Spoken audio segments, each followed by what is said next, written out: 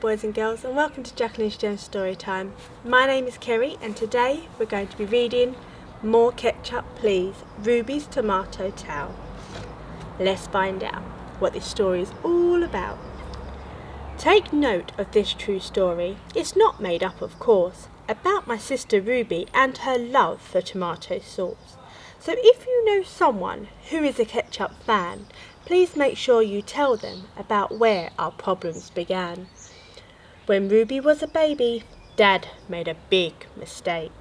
He fed her the wrong bottle when he wasn't quite awake. From that day on, it all went wrong, and nothing passed her lips without a generous topping of Ruby's favourite dip. She splodged ketchup on her baby food and ketchup on her toast, ketchup on her buttered bread and on her porridge oats. But when the bottle was emptied and no more could be squeezed, Ruby screamed and yelled out loud, "I want more ketchup, please!" As Ruby started growing up, one bottle didn't last. Our little local corner shop was running out too fast. Dad went to supermarkets and emptied all the shelves, and staff were filling their trolleys like busy little elves. Meanwhile at home, she glugged ketchup on her boiled eggs and even in her soup, ketchup on her ice cream too, that poured with a gloop. But when the bottle was emptied and no more could be squeezed, Ruby screamed and screamed again, "I want more ketchup, please!" To keep Ruby quiet and avoid her piercing shriek, my dad would shop for ketchup maybe 18 times a week. Monday, Tuesday, Wednesday, Thursday, Friday. I suggested to my mum, let's make ketchup of our own. So we made our back garden into a tomato growing zone. While they grew, she covered pizza and potatoes. She liked it more than mustard and tomato sauce on all dessert that dripped into the custard. But when the bottle was emptied and no more could be squeezed, Ruby screamed with bright red cheeks, "I want more ketchup, please!"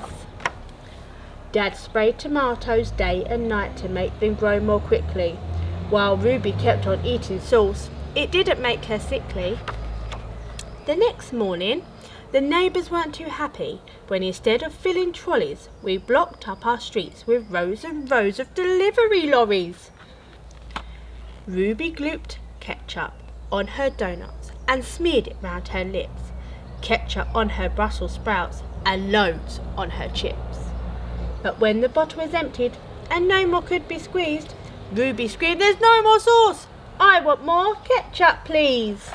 Ruby's news went around the world as supplies were running low, while we squashed our tomatoes just as quick as they grow. Mum called all the countries from Japan to the United States. Send every ketchup bottle that you have in wooden crates. While Mum phoned, she covered biscuits and sweet waffles in the thick red gloopy lake, and Ruby even splodged it all over her chocolate cake. But when the bottle was emptied and no more could be squeezed, Ruby screamed, "We're running out! I want more ketchup, please!" As helicopters flew over to drop off the supplies, the Army and the Navy were waiting on standby. Ruby dipped her chip in sauce and took a juicy sup. But to our surprise, she quickly stopped and let out a big yuck. Then Ruby said, "I don't like ketchup anymore. I'm finished with the red dip. Send the helicopters back. They've had a wasted trip. Tomato sauce is history. It's time I find new ways. From now on, Mum, I will have my food with creamy mayonnaise." Now, wasn't that a lovely story? Thank you very much for joining me today. See you again soon.